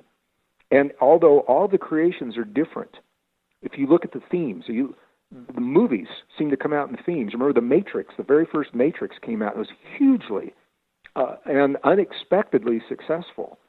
And it was telling us that there's a world that we can't see, but it influences the world that we can see, and that we're a part of that world. And then movies like Inception, and how our dreams are part of that, and Avatar, our relationship to nature. They were hugely successful movies. And they're all telling us that there's something more to our existence that is available to us if we're open and willing to accept what those somethings are. And so I think there's a beautiful symmetry in everything that's playing out here. Right, and I couldn't agree with you more. There's a reason why all of that resonated with everybody worldwide as quickly as it did, because we're all seeking these answers. And I wanted to jump back to the DNA question and the DNA police. If the altering of chromosomes and merging, I should say, of 2 and the altering of 7. If that happened, that's one thing, and we are who we are today. But going back and using CRISPR technology, not to increase our IQ or choose eye color, right, and design our children, but to go back and remove diseases and cancers and muscular dystrophy or whatever, and remove those from our DNA sequences, is that okay? This is where we began the last hour. Again, I think the technology is never right, wrong, good, or bad. I just spoke with a student in Dubai this morning, and we had this conversation. The splitting the atom. I live in northern New Mexico, just down the road from Los Alamos, where the Manhattan Project occurred. And I'm fascinated by this, because the technology was developed. It could have gone so many different ways, Jimmy, but it was developed during a time of war. So, of course, it was applied for a wartime application. I think there are a lot of good things that can come from CRISPR technology, and even the chips that we were talking about earlier, Elon Musk chips. If you are a young man or a young woman on the battlefield in Afghanistan, and you are in a vehicle that's been hit by an IED, and you are now disabled, and all of a sudden you have the ability to use your arms and legs again because of this technology. What greater gift could there be? Right. And I have no problem with that at all. To use it recreationally, where kids just say, "Man, I want that chip implanted in my brain, so I can play video games without having to, wire up to my computer." It sounds like fun at first. What our young people are not being taught is that there's something so unique, so rare, and so precious about the soft technology, the technologically advanced, highly sophisticated biology that is their bodies. They're not taught that. And when we begin to replace that with machines, with chips, and we do it on a large-scale basis, on a generational basis, pretty soon, if you look at what the science fiction is telling us. We always see these films of future races that have lost or given up some aspect of their humanness that they long for again, coming back in time, in some of the movies, or coming from another planet. They're much more advanced than we are, but they lost the ability for emotion, for example, or they lost the ability to conceive a new life inside of a body. It's all done outside the body. So I'm saying I think we need to know what it is that we're giving away before we give away our humanness. We need to embrace what it fully means to be human. And then we have a choice. We know what we're giving away if we choose to give it away, rather than just allowing these things to become a part of our lives without really even knowing what they mean. Why do we have that type of amnesia? Why is it that we absolutely are so quick to forget what we have learned from the past? And we can do it in a matter of weeks, it seems. I think a lot of it goes back to what we call our story. There is a battle for our story. There's a battle for our thoughts. It's playing out in the media. I think we all know that. But it goes deeper than that. There's a battle for our very humanness. And most people don't have the time to even embrace the fact that this battle is playing out. They don't have the time to research it, and it's not being carried in the mainstream. Right. Well, you're really seeing this. I gave an example earlier in Japan, for example. Japan has always kind of pushed the edge with technology and sexuality and things like that. young couples are opting for AI babies, artificially intelligent robotic babies, in place of the real babies. And they're opting for digital relationships rather than, body-to-body human relationships. As a practical matter, it's just easier for them to do that. They have a strong work ethic. They're very busy. They don't have time for these things. But the correlations, along with them embracing these technologies, they're one of the countries where the birth rate, the sterility rate of men is increasing. The infertility of women is increasing. The birth rate is declining. And the mortality rate is greater than the birth rate. So they're losing population. And now all of a sudden they're playing catch up. They're saying, "Wow, how did this happen? And why didn't we see this?" But I think it's there's a human tenet that says use it or lose it. And if we're not using this biological technology, it begins to atrophy. And once it's gone, it's gone. And I think that's something that we need to be aware of. I'm not saying it's wrong. I'm saying we need to be aware of what we're giving away before we give it away. Yeah, they didn't understand. Lose it forever. You're absolutely right. Japan didn't understand. I get the way that they embrace technology. I totally understand that. But they are now looking at the real numbers, that a generation from now, they're not going to have workers, right? They're not it's true. I will talk about this at the Conscious Life Expo, and I've got the graphs are very, very graphic. I mean, you can't argue with the graphs. When you see the steep drop in birth rate and how it compares to mortality rate and how that compares with the rise of the technology and the way the technology is being used, I think it's like the canary in the coal mine. These are all examples. The technology, it's not good or bad. It's how it's applied. And we are now, how can we make those decisions until we know who we are? And that's the whole point. And the whole point, science is trying to tell us. They're giving us the answers. We said, science, tell us who we are. Where do we come from? How did we get here? What is our potential? Do we have the potential? Can everybody be a Jason Bourne, for example, with instant total recall and supercognition? And the answer is pretty much yes. There are techniques we teach in our programs. I'll actually do some at the Expo. And the intelligence services use the same techniques.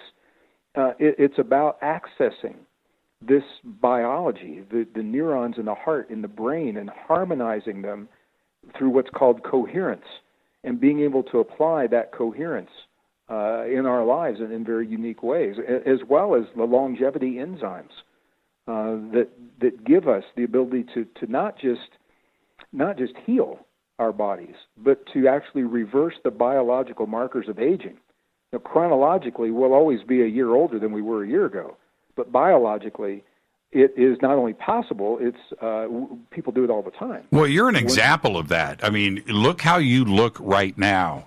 See, most people don't know. Gregg is actually 178 years old. Well, you can't see me right now. So the first thing I looked at for this interview, I said, is this a video interview or a phone interview? Hey, I wanted to ask you. But let me tell you, I apply in my life what I have learned, and I spent a lot of time with monks and the nuns in the monasteries of Tibet in the 90s, the early 2000s. And Jimmy, routinely, we met people there 115, 120, 25 years old. I saw their papers. It's not out of the ordinary, and you would never know. They looked about half their age. Their skin color was good. Their eyes are sharp. Their memory is sharp. Right. I've been with indigenous traditions in South America. They don't have Alzheimer's because they're older. They don't have breast cancer. They don't have prostate cancer. It's not about the aging. Our bodies are designed to heal and regenerate long beyond the 70 to 100 years that we typically accept today. But it's not about the aging. It's about how we live as we attain those ages.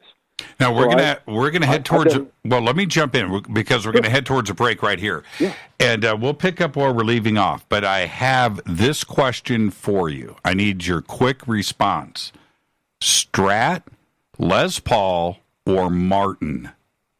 Black Strat, Jimi Hendrix signature model with a reverse headstock. Okay, I'm going to hold this up to the camera right here. There's the question, and I circled Strat. Gregg and I, before we jump into, I have 1, 2, 3, 4, 5, 6, 7, 8, 9, 10 Stratocasters hanging next to me on the wall here. And when we finish this program, I'm going to hit a Strat in my home studio tonight. That's my next gig before I go to bed tonight. So you and I love the way you think. That's what I'm talking about, Gregg Braden. We are taking our break right here. This is Fade to Black. Somebody just posted up, Jimmy's going to get guitar in somehow on this show. He's a professional. Gregg, we'll be right back. This is Fade to Black on the Game Changer Network and KGRA, The Planet. Stay with us.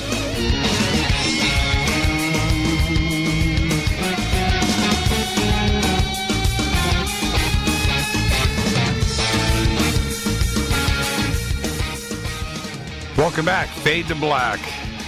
Gregg Braden, our guest tonight, an amazing conversation. Very happy with this conversation tonight. We got some guitars in. And Gregg, check out your Twitter feed. I posted a picture for you. All right, I'll do that when we get off here. I just want to ask, does this night seem like it's going as fast for you as it is for me? Blazed by, and I can't believe it. I can't believe it. And going back to where we left off, which is this. With technology, which I embrace, right? I've got GPS in all of my cars, and I've got the cell phone. I sit in a beautiful studio full of technology, and I get that. I understand it. You and I are talking right now because of technology, but with things like GPS or phone books and a contact list, are we losing the ability to remember things? You know, like phone numbers or directions. Does it force our brains into becoming complacent and lazy? I think it's how we use them, Jimmy. You know, I just ran into this afternoon. Somebody, my office manager, was asking me some questions that revolved around numbers, and it's easy to pull out a calculator and punch some buttons. I personally make it a discipline to pull out a piece of paper and do the math. So that's just a personal thing for me. But what I know, understanding what I know about neurons and the way neurons work in the heart as well as the brain, and I know your listeners have heard this axiom before, is neurons that fire together wire together. So when we begin to not use those connections, they do begin to atrophy. The chemicals that hold those connections in place begin to atrophy because we no longer use them. So I embrace technology as well. I think it makes no sense for us to fight the technology. We are like children in a civilization where the technology, we've opened the doors, we've unlocked the secrets to some of the greatest mysteries of creation and nature. And we've done it, Jimmy, without answering the most significant question about ourselves. So, I mean, think about what we've done. You know, we've split the atom. We understand how to edit and DNA. We put people on the moon. We're now bouncing signals off the edge of the universe. On the one hand, and the other hand, Jimmy, we scientifically, maybe not spiritually, but scientifically, we have yet to answer the most fundamental question of our existence: who are we? And until we answer that question, who are we? What do we use as the yardstick by which we measure our technology and we measure our worth in terms of how the technology is applied? One of the, this is one of the few programs that I can have this conversation with you and with our listeners, our hundreds of thousands of listeners who are now in your living room all around your couch. Right.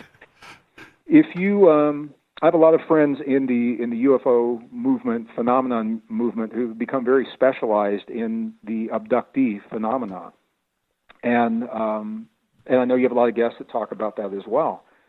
And one of these professionals, these are professional therapists, professional psychologists, psychiatrists, as well as biologists, who are helping people to come to terms with the experience that they've had and what it means to them.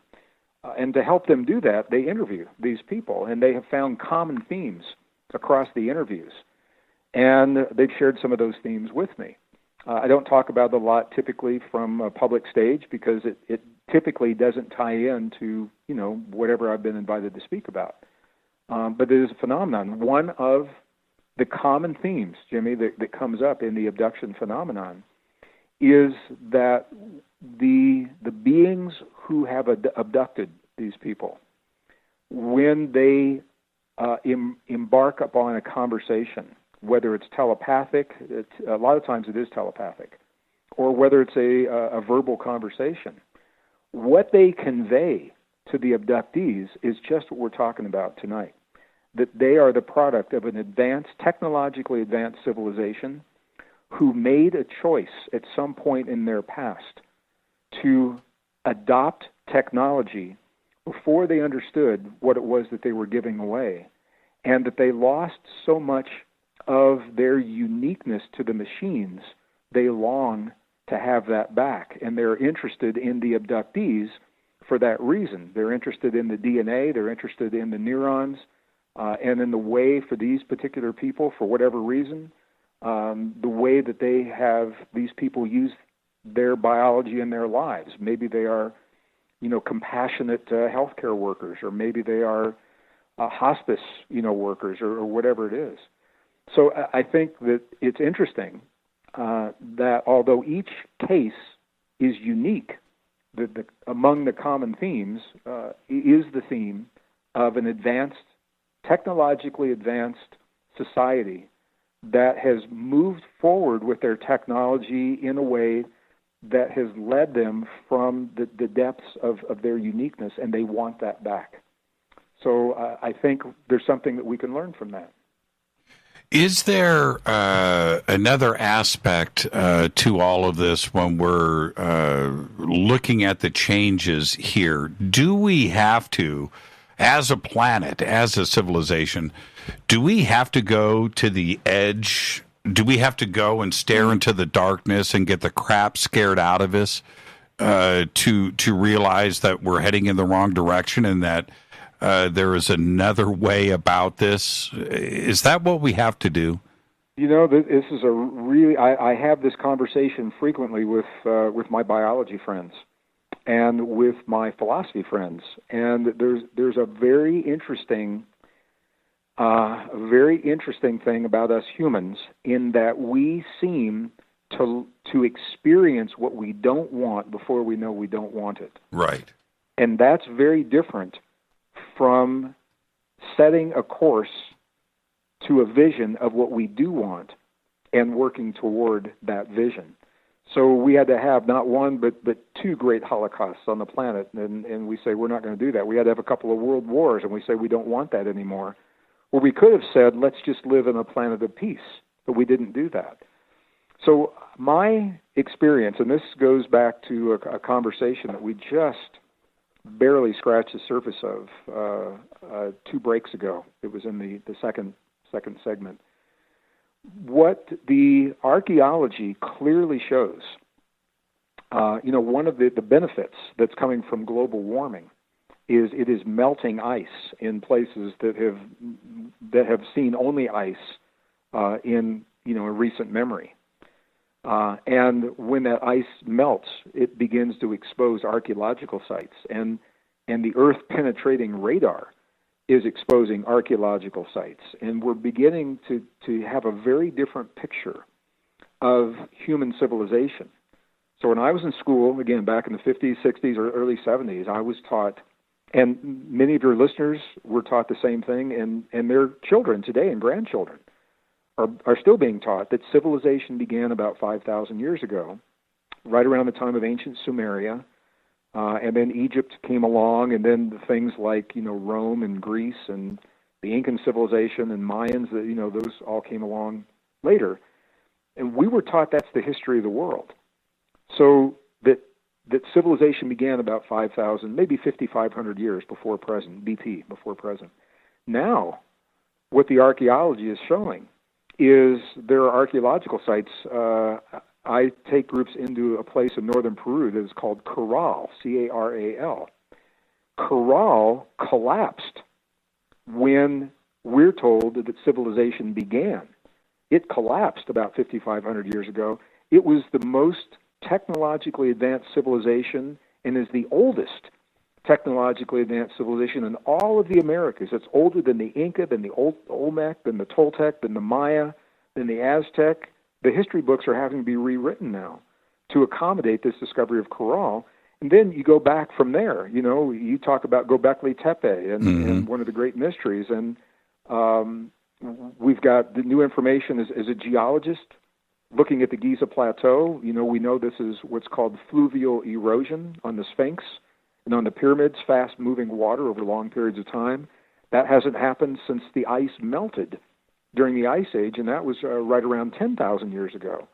And we're looking at places like the Gulf of Kambat in India, a city 3 miles long, 5 miles wide, under 125 feet of water. We either have to say that the city was built underwater, which doesn't make a lot of sense, probably is not likely, or that it was submerged after it was built, and that didn't happen until after when the ice melted and the sea levels rose. And we're looking at cities that are being discovered that were thought to be fairy tales. Gulf of Kambat is one. It's in the Mahabharata, and the evidence of atomic war in in places that we're finding glazed sand across the desert and radioactive skeletons and huge craters that can only be seen from the sky, and they correlate with what the Hindu traditions tell us was a great battle that happened that has always been believed to be make-believe, a fairy tale. So when you put all these together, now we're looking at technologically advanced societies twice as old as what we were taught. They're going back over 10,000 years, and Göbekli Tepe now is over 13,000 years. And now that we're looking beyond Earth, we're looking at the archaeology on the lunar surface and beyond, those sites are now being dated around 50,000 years before present. So rather than this linear model, it appears that civilization is cyclic, that we reach a certain level of complexity that is unsustainable, and that civilization collapses, possibly due to war, and begins again, and we have to ask ourselves, are we following that pattern? Are we living that cycle right now? And if we are, do we have the wisdom to choose wisely so that we don't fall into the same path as those civilizations that have failed in the past? And I personally believe that we, this generation, we're answering that question right now. Well, I may not know that we're answering it, but we're answering it, and technology is a big part of it. And, and this is what I find interesting, because anthropologists and archaeologists, even geologists, had all said the same thing when John Anthony West and Robert Schoch, did the documentary, and they said, look, just give us some evidence of something before 3000 BC, and we have a conversation here. But until then, we're right and you're wrong. Since then, you have Corral, you have the caves outside of Tel Aviv, you have Göbekli Tepe, and other sites around the planet that clearly suggest the opposite of what we've been taught, but they still choose to ignore it. When is that stranglehold going to end? Well, we mentioned in the last hour, there's a battle unfolding in our lives to maintain what's called the standard model. Right. And that standard model begins with the beginning, with the origins of the cosmos, the Big Bang Theory, when and how that happened. It begins with human origins. Who are we? Where did we come from? Are we the product of random mutations, an accident, and a fluke of biology, or is there some sort of intervention and some level of intentionality underlying our existence? And civilization, does it go back further than we've been led to believe? One of the really interesting things that has happened, and I was, during the Cold War years, I did work in the aerospace industry, and then because it was wartime, I was drafted in the defense industry. That's where they needed the expertise. And it was a really bizarre time. It was such a weird time. Jimmy, when the two former superpowers were poised, to do the unthinkable. And I remember it was emotionally going into the secret vaults where we worked every day and creating the software and working with Star Wars and things like that. My prayer was that somehow we were all working so that the horror of wars that we had seen in the past would never happen again, and that the technology would give us a way to work together so that we would never see those wars again. Well, it was during that time that the former Soviet Union and, the former America, because it was a different country then, they had the agreements that they would never share what was found when those countries went onto the lunar surface. They were the only two countries that had the money and the technology to go to the lunar surface. And they've honored that agreement. And we now have, those two countries are too broke. America is not going anytime soon. Russia's not going anytime soon. But there are countries that are not part of that agreement. China, for example. And China has said that when they land on the lunar surface, they are going to beam back to the Earth live, whatever it is they find there. They were not part of that original agreement. My sense, and I know you've had guests on that have talked about this, and George has, and for years. Mm-hmm. My sense is when we see those archaeological remnants, we're looking for microbes as signs of life on the lunar surface, right next to archaeological remnants that are now estimated to be 50,000 years old. And when we find those remnants, people are going to automatically think, it must be ETs, UFOs, which are very possible. I think it's very possible they could be. However, based on what I now understand about cycles of human consciousness and civilization and history, I think we're going to find that those are not remnants from an alien civilization. I think they're us from another time in our history when we achieved great and beautiful things because we worked together before we went to war. And if we did that in the past, just as our world is coming so close, there's a push for war. You can feel it. Mm-hmm. There is an element that wants war, and there's a lot of our global community that doesn't want the war. It's happening right now. Can you imagine what would happen if we beam back from the lunar surface evidence of something that we created at some time in our past, and we said, if we were able to do this together 10,000 years ago, what could we accomplish if we worked together now? And it has the potential, I believe, to be the most unifying experience for the people on the earth, just at the time, Jimmy, when our world is becoming so polarized, something that could bring us together in such a powerful way. Yeah, and, something to give us hope. Something to give us hope. I think there's evidence that we will see that in our lifetime. Right. I couldn't agree with you more. And one of the plays on this is that, are we alone in the universe, right? And answering that question. Well, okay, that's fundamental, and we've been, contemplating that, for millennia. But if we find out that there is a reason to clean up this planet, to live, to exist, because we have a reason to make friends out there in the universe, it would be the opposite of if we found, if they wanted to project on us, Greg, that we are alone in the universe, then you know what that does to this planet? It's like, let's burn this sucker down. Right? Yeah. There's no reason. Every human for themselves. Right. Every country for itself. That's survival of the strongest. That's right. And this is precisely the point. The best science of the 21st century is now overturned that fundamental tenet, and peer-reviewed journals are now telling us nature's fundamental rule is not competition. It's not survival of the strongest. And by the way, those were Darwin's actual words. I researched them in his manuscript. He called it survival of the strongest. Later, it was interpreted as survival of the fittest. His words were survival of the strongest. And what we now know is that nature's fundamental rule is cooperation. And the more conflict and the more competition that you see, I mean, I'm not denying that it's there. Obviously, it's there. But the more of that conflict we see, that tells us how far we've strayed from this fundamental truth of the way nature operates. And that was part of the message. Bruce Lipton and I were invited to speak at the United Nations a couple of years ago as a team. Me as an earth scientist and he as a life scientist. And this was part of the message that we shared, is that nature is based on this fundamental rule of cooperation.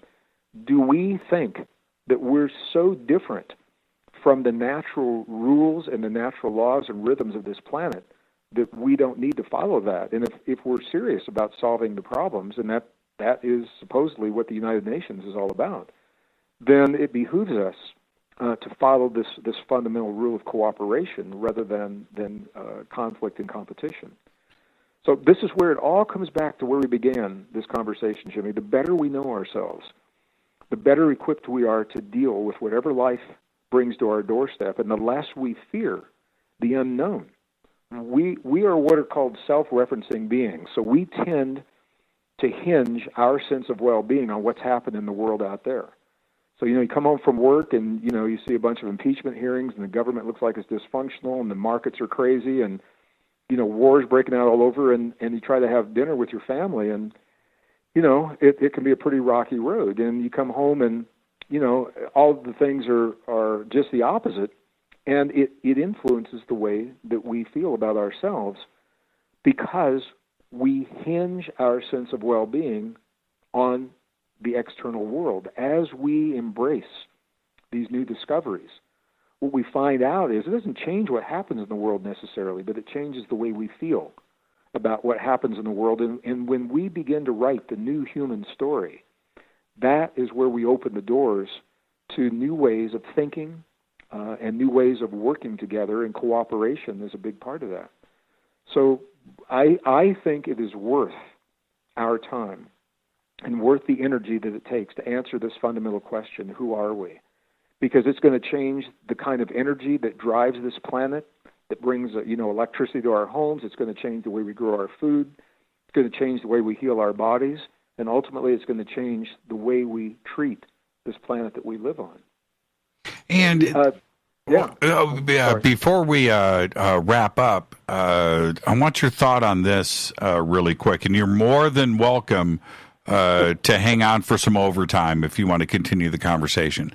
But it's this: why is it that it's so hard to do the right thing? Right? It's easier to be bad, right? and we know this. I think the answer to the question is it's the environment that we find ourselves in. We have been everything that's happening in the world is only happening because of the way we've been taught to think. So all the atrocities, of the wars and what was happening with ISIS and, the conflicts that we see and the revolutions and all the bad and all the good things, they're the product of a way of thinking. We are conditioned to think about ourselves as random mutations, the value of life. Our young people, it's easy for them to take their own lives. It's easy for them to take the lives of someone else. It's easy for them to disrespect their bodies. I asked a group of young people at one of my programs recently how they felt, how optimistic they were about their future. And every one of them told me that I won't use their exact language, but what I'll say is they said the world is so messed up, we are only thinking about today, and we're not thinking about what's going to happen 10 years from now or 20 years. We don't think we have a future. We don't think that world is even going to exist. It's the way we've been taught to think. So as we begin to change the way we think, all the things you're saying, I believe, change. This is where science comes in. Science is a language that's trusted and it's respected, and it's more of a neutral language than the language of spirituality or religion or politics. So I think the ideas are accepted more readily when they are conveyed through the language of science. And science is revealing some very, very powerful, very deep truths about our extraordinary potential and what extraordinary beings we really are and what an extraordinary planet we live on and our relationship to that planet. That brings us back to where we started 2 hours ago. Yeah, I know, and I'm not ready to end this conversation. I kind of can I talk you into another 20 minutes? I could do 20 minutes. I've got another. Seriously, I have another interview coming in at the top of the next hour. So, okay. It's up to you. I've got notes here, and I just don't want. Okay, let's take a break right here. I'll take the break early, and I'm gonna hold you captive. So I'm going to text my next interview and tell him I'm going to 10 minutes to the top of the hour. Okay. Yeah, and tell him who it is. Oh, I'll tell him. All right, I'll see you back here after the break. Yeah, let's take a quick break right here. Our guest tonight, Gregg Braden. We're going straight into some overtime. Thank you, Gregg, for doing that. I'll take the break early. This is Fade to Black. I'm your host, Jimmy Church, on the Game Changer Network and KGRA, The Planet. You can follow me on Twitter at JChurchRadio. You can follow Gregg Braden at Gregg Braden on Twitter. We've got everything up in our feed. We'll be right back after this short break. Stay with us.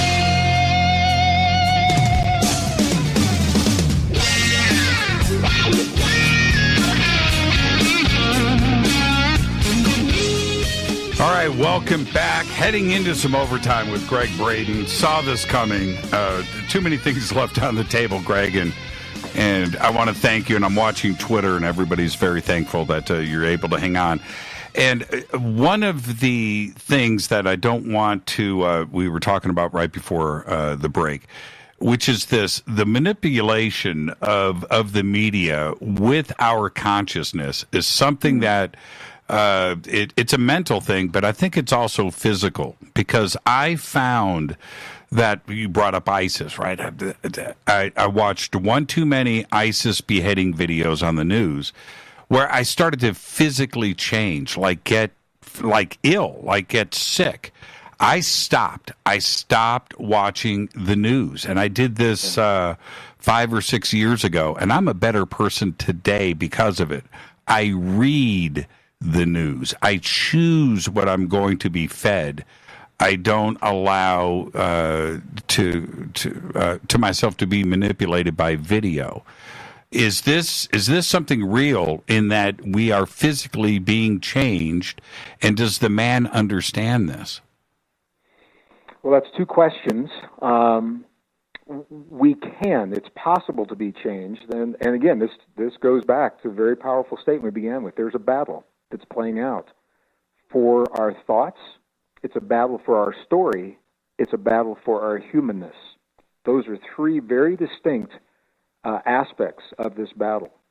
And to the degree that we allow media to play the role in our lives that it has in the past, it has the potential to change us. We begin to think.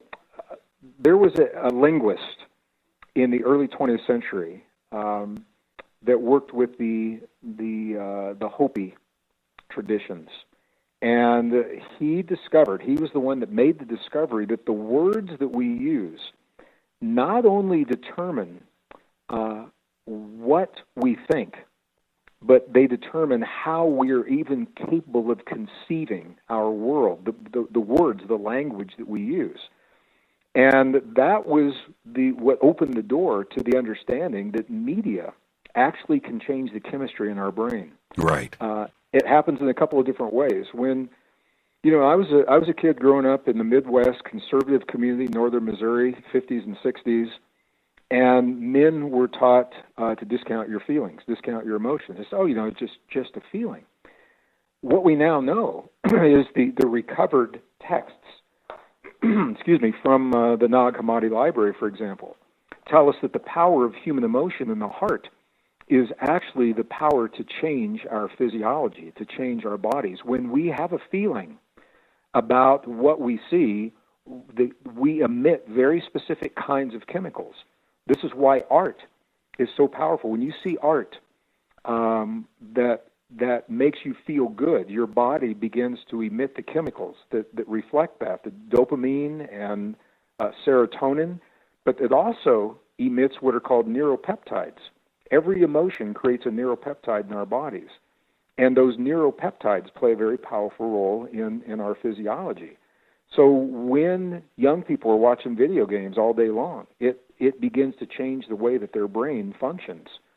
And the same with the media. I think part of it is a conscious manipulation. But here's the good news. So few people, we live in a country of about 330 million plus, give or take, in the United States today. So few people are watching what we call news. You go through the airports, and CNN is blaring on every flat screen in every restaurant, and at the gates at the airports, and you would think that everybody in the world is watching what you're watching, and the reality is the ratings, the numbers are so low for the network news that relatively few people are actually being influenced by what you're talking about. Those that watch may be influenced. And when I go to live events all over the world, I asked a question. I said, who stopped watching television? And at least in our audiences, the majority of people recognize that news is no longer news. It's commentary. It's somebody's idea, somebody's spin on an event that has happened. And I prefer to interpret those events through my own lens of perception. And I have to work really, really hard. I'll tell you, it's very difficult to find a solid source of objective news. And I don't think there is one. But I find news feeds from other countries. When I'm out of this country, I'll give you a perfect example. I was in Australia over 9/11. I could not even get back into my own country. It was a very strange time. And I watched 9/11 unfold through the eyes of Middle Eastern and Asian and Australian television. Sky News was out of the UK. Some of us are out of India. And I saw CNN World. The pictures were the same. The commentary was so very, very different. And I was amazed at how different the commentary could be.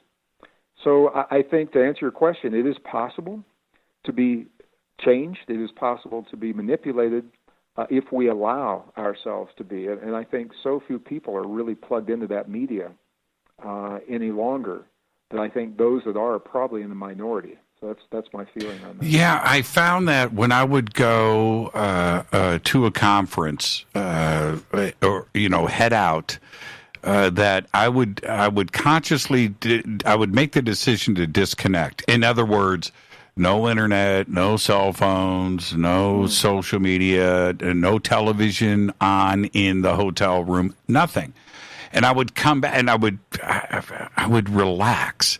I'd come back from those escapes and get connected again and find myself physically change. And I thought, okay, you know what? There is actually something going on here.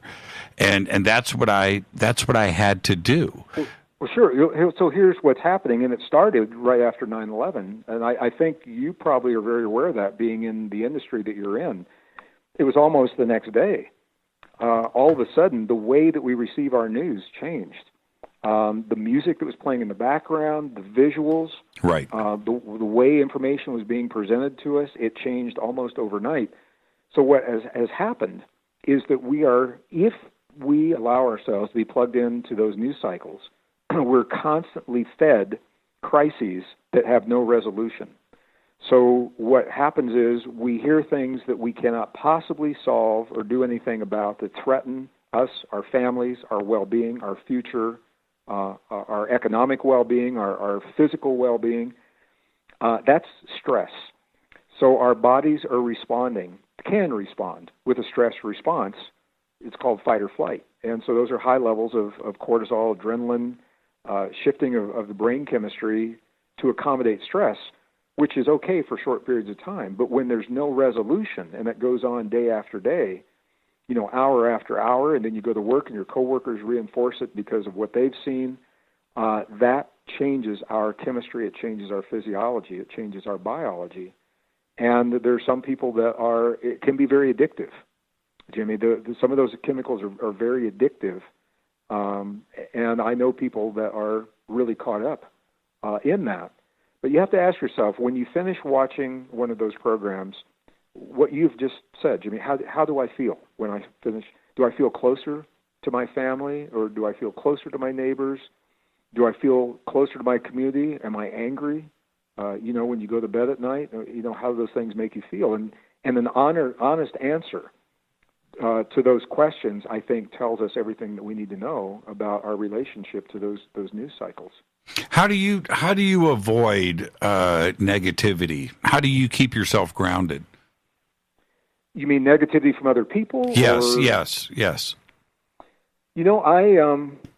I'm really blessed in that this is the 36th year I've done this work in one form or another. And I have not been in every nation, but I've been on every continent. And I have to tell you, it's because of that I'm optimistic. The people of this world, Jimmy, the people of the world, I think, are pretty much good people. I mean, there's always exceptions.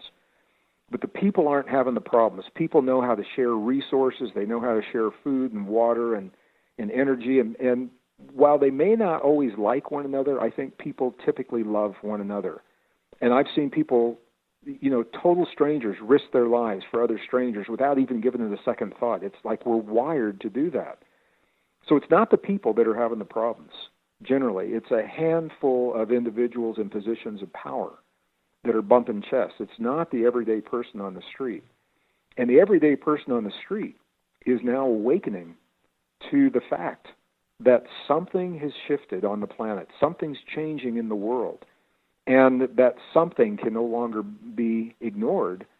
And you're seeing that reflected in the systems that are collapsing. The only systems that are breaking down are the ones that are unsustainable. Unsustainable economies, unsustainable ways of producing energy, unsustainable ways of containing and confining people.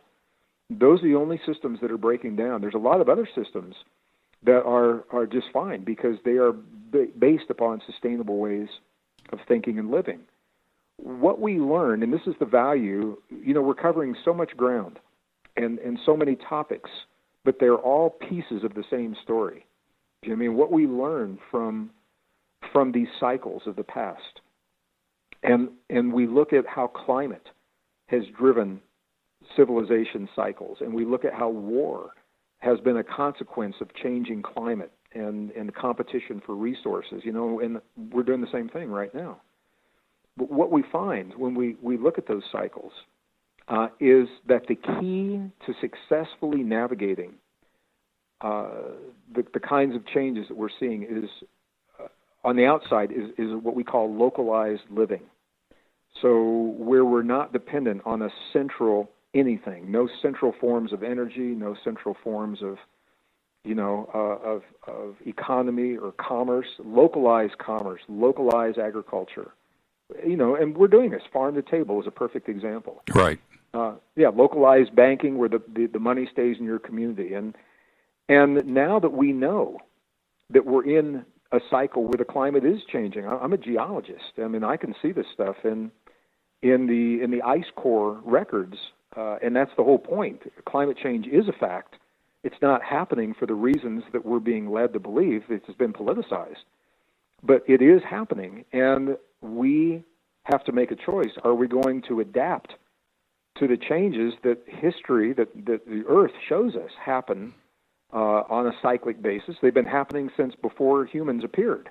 You could see that in the ice core records. We showed up 200,000 years ago. We're looking at climate cycles much more extreme than what we have right now that go back twice that, over 400,000 years before present. So, why not adapt to these cycles, decentralize, so that when a big storm that we know is going to happen hits the Northeast, for example, that localized sources of food are able to get into the grocery stores. They're not depending on trucks moving across icy highways. And why not harden the power grid? Put those power lines underground. So, the ice storms are going to happen every year. But doesn't mean you have to lose power to your hospitals and to your homes and to heat in your home. And think of all the people that would be employed by hardening that power grid. And think of all the trees that you don't have to cut down to make telephone poles that are destroyed every year. I mean, just common sense. These are just very simple things that that make sense when we understand where we are in the cycles. If we don't understand those cycles, and my mom was a perfect example of this. When she and I, we can't have these conversations any longer. She doesn't even know who I am right now. But before that happened to her, we were able to have these conversations, and she felt like the world was just falling apart at the seams. And it's easy to think that if you don't step back and look at the big picture and see where we are in the cycles. The cycles are intense and they're brief. And it's where we are in the cycle that I think determines how the options we have and how we respond. So I'm just giving a couple of examples, when it comes to climate, but it goes for economy and it goes for conflict. All of these are following rhythms and cycles in nature. Yeah. One of the real interesting things that I've seen as a scientist is this is the way that nature functions. Nature creates systems that become more and more and more complex until they are unsustainable in their complexity. And then they collapse, but they don't go all the way back to zero. They collapse to give way to a higher order. So I'm seeing the collapse of unsustainably complex systems to give way to a higher order in our personal lives, in our communities, in our nations, with economies, with energy. But it's all happening in this really compressed period of time, Jimmy. And if no one tells us that, it looks really scary. But if you know what's happening, you could see light at the other end of the tunnel. And then you say, well, let's make the best choices possible. What's the best decision based on what we know? And this is where all the science that we're talking about tonight and much more, this is where the science comes in, and the wisdom of our past, because we're not the first that have been through these cycles. What can we learn from those who have come before us? I firmly believe, and I say this all the time, that I walk around with flowers hanging out of my pockets. And I say that not to be naive, but I know that we eventually are going to mature. We're going to grow up, and we're going to figure all of this out. I don't see the dark side in our future. I just don't, and I totally agree with you. There's a way out, and there is a path forward, and I'm excited for our children and our grandchildren. And that's the position that I will always have. I want to ask you really quick before I do let you go. You do a lot of stuff around the world. You lead a lot of tours, and you're always out there speaking. Where's the best resource for everybody to stay informed? The best place, the one-stop shop where you can see everything is my website. It's Gregg Braden, www.greggbraden.com, and that's Greg with 2 G's, because 2 G's is just a Greg, and 1 G is short for Gregory, and my mom didn't want me to be a Gregory, so I'm just a plain old Greg, greggbraden.com, and it's got all of our live speaking events and tours and books and things like that. It's all right there. Yeah, thank you so much, and I look forward to seeing you once again here in Los Angeles, and believe it or not, it's just in 10 weeks. It's right around the corner. And first of all, I just want to thank you, Jimmy, for the opportunity to be on your program. I don't know why we haven't done this before. I'm glad we did tonight. And it's because of programs like yours and resources like this that people are discovering that there is another way to think about what's happening, and that the science and history is really on our side. And if we could step back and look at that big picture, we get a very, very different view. So I look forward to seeing you at Conscious Life Expo, and if not before, and I look forward to our next time. Absolutely, Greg. Thank you so much, and enjoy the rest of your evening, my friend. Great conversation tonight. Thank you so much, Jim. Take good care. You too. Gregg Braden. And again, follow Greg on Twitter. He keeps everything up there. And so that's at Gregg Braden on Twitter. And the links for greggbraden.com are over at jimmychurchradio.com. You can just click and head straight over. I am going to take a quick break right here, and I'll come back and wrap up the evening. This is Fade to Black. I am your host, Jimmy Church. Again, you can follow me on Twitter at jchurchradio. Email is jimmy@jimmychurchradio.com. on the Game Changer Network and KGRA, The Planet. I'll be right back after this short break. Stay with us.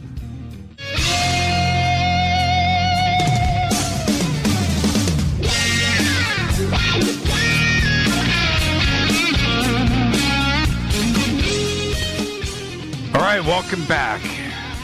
Had to take a quick break. What a great conversation tonight with Gregg Braden. Phone lines are lighting up. I don't have time to take any calls. Or should I? Should I take a call? Should I grab a call? That wasn't my plan. I wanted to ramble. All right, I'm just going to grab this call. Hi, you're live on Fade to Black. Who's calling? Hey, Jimmy, this is Pat. Hey, Pat, how are you, man? Pretty good. It was a good Monday, man. I got the goodie box today. I'm so appreciative. You got a good goodie box, too. Oh, dude, you're telling me. And as you look at the good stuff there, what stands out? Actually, the first thing I did was open up that bottle of CBD and did some of that. I've been out for a while, so it was like, yes. And then I went straight for the damn coffee. Yeah, right on. Well, that's a life-changing thing right there. Let me ask you this, Pat, before I let you go. I've only got 2 minutes. Extraordinary conversation tonight with Gregg Braden, and for you, what's your takeaway? What did you get out of the show tonight? Man, there was so much stuff. My head's just kind of floating out there right now, so I can't pick one thing, dude. It was just so much stuff. Yeah, my take is this, is science is where we do need to constantly focus. We need to constantly look at the science, and not so much the science about what we are taught. It's the science that is coming out today and what we are learning. It is happening so fast, and I talked about this in my lead-in into the show tonight, but it's exactly what Gregg kept coming back to tonight. We can't ignore the science. The science is speaking to us. Science has always been about correcting, and presenting, and that's what science is about. Today, science is trying to not correct things. And he's absolutely right. The what is happening right now is something that we can all learn from. And there's going to be a breakthrough. I don't know what it is. I don't know if global warming is going to cause Antarctica to melt and we find out that there's some giant city there that is 100,000 years old. I don't know what it's going to be, but something is going to happen. And we can't ignore the science today, Pat. Correct. I got a question for you. Yes. At what point did science hit the gas pedal that you think? I keep going back to 1998. Okay, because when I was a kid, it was so different than what it is now, and it's just like something, and I just want to know what you think it was that made everything just kick off. Yeah, if you go back, 1998 is such an important year for so many different reasons. But if you go back and you look at 1998, the breakthroughs that happened, not only in cosmology, but in physics and quantum physics and biology and the medical side. 1998 was a crazy year, and it forced other scientists to step back and go, wait a minute, we've got a lot of exploring to do. We've now corrected so many things from the past in 1998 that moving forward, it's been breakneck since 1998. And, yeah, I think 1998 was the year that forced other scientists around the world to start to rethink things. And you can also throw in Göbekli Tepe as well. Yeah, I appreciate that goodies, man. You do not know how much I enjoy everything I've got. Göbekli Tepe. Have a good night, man. Yeah, you too, Pat. Göbekli Tepe, and we'll see you tomorrow night. Tomorrow night is Fader night. And with that, I'm going to get out of here. And I just got a text from Rita, by the way. She said, tonight's show was so good that I don't have to wait for Taco Tuesday, that we are going to do taco trucks tonight. Yeah. Faded Black's executive producers, Rita Camurian. Show is produced by Hilton J. Palm, Renee, Dennis, and Bob. Announcers are Steve Harder, Gene Vitola, Mark D. Kovar. Webmaster is Drew the Geek. Music, Doug Aldridge. Intro, Spaceboy, spaceboymusic.com.